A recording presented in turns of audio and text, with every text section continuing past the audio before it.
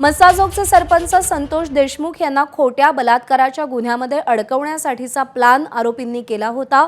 धनंजय देशमुख गेल्या काही दिवसांपासून असं सांगत होते आणि आता याचा पुरावा एबीपी माझाच्या हाती लागलाय।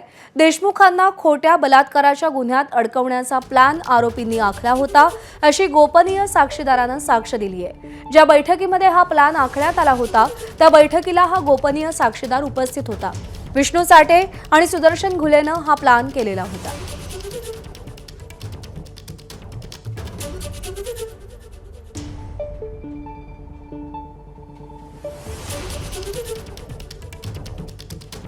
तर संतोष देशमुखांना अडकवण्याचा कट कसा शिजला आपण पाहतोय। बीडच्या नांदूर फाट्यावरील हॉटेलमध्ये जेवणाची पार्टी झाली।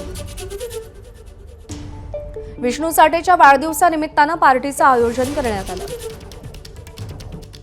जेवताना विष्णू चाटे सुदर्शन घुलेला 6 डिसेंबरच्या वादावरून टोचून बोलला। वॉचमॅनला का मारलं, आम्ही कमवायचं तुम्ही गमवायचं असं चाटे घुलेला म्हणाला। आपलं जीवन देखील कुत्र्यासारखं झालंय असंही चाटे घुलेला म्हणाला। तू तुझी इज्जत घालवलीसच पण आमची देखील इज्जत घालवलीस असंही चाटे घुलेला उद्देशून म्हणाला। आम्ही सरपंचाला उद्या उचलतो, त्याच्यावरती 376 गुन्हा नोंदवतो असं घुलेनं चाटेला सांगितलं। घुलेच्या उत्तरावर विष्णू चाटेनं तुला काय करायचं ते कर, नाहीतर गावाकडे जा, केजला येऊ नको असं सुनावलं। कृष्णा केंडे आपले प्रतिनिधी सध्या आपल्या सोबत आहेत। कृष्णा, संतोष देशमुखांना अडकवण्याचा कट नेमका कसा शिजला, या गोपनीय साक्षीदाराच्या जबाबात काय समोर आलंय? हा जो प्लॅन ठरला गेला होता तो प्लॅन ठरला तो विष्णू चाटेच्या वाढदिवसाची पार्टी ज्यावेळी होती त्यावेळी हा सगळा प्लॅन ठरवला गेला होता। एका हॉटेलवरती ही पार्टी सुरू होती। सुदर्शन घुले याच्यासह त्याचा जो एक मित्र आहे हा या पार्टीला उपस्थित होता आणि त्या पार्टीमध्ये हे सगळं ठरलेलं होतं। खरं तर गेल्या काही दिवसांपासून नव्हे तर सुरुवातीपासूनच धनंजय देशमुख या सगळ्याबाबत आरोप करत होते। 2 दिवसापूर्वी एका महिलेचा मृतदेह घरात कुजलेल्या अवस्थेत सापडला आणि हीच ती महिला आहे असं देखील बोललं गेलं। शिवाय एवढंच नाही तर मृत्यू झाल्यानंतर पोलीस देखील सरपंच संतोष देशमुख यांचं शव हे कळमच्या दिशेने घेऊन जात होते असा देखील आरोप झालेला होता।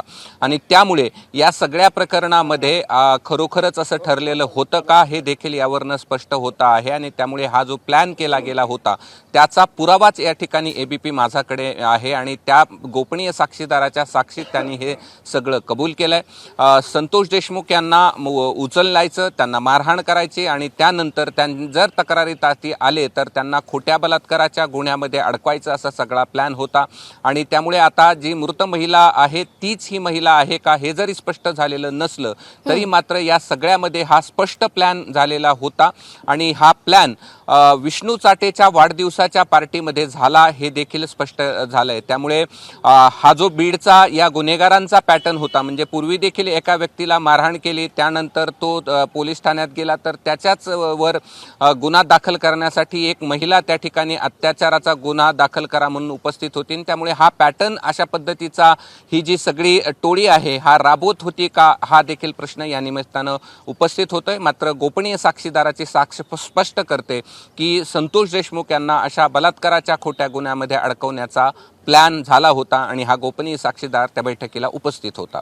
निश्चित कृष्णा, विनंती सोबत रहा, आणखी एका बातमीचे अपडेट तुमच्याकडून जाणून घ्यायचे। एबीपी माझा, उघडा डोळे बघा नीट।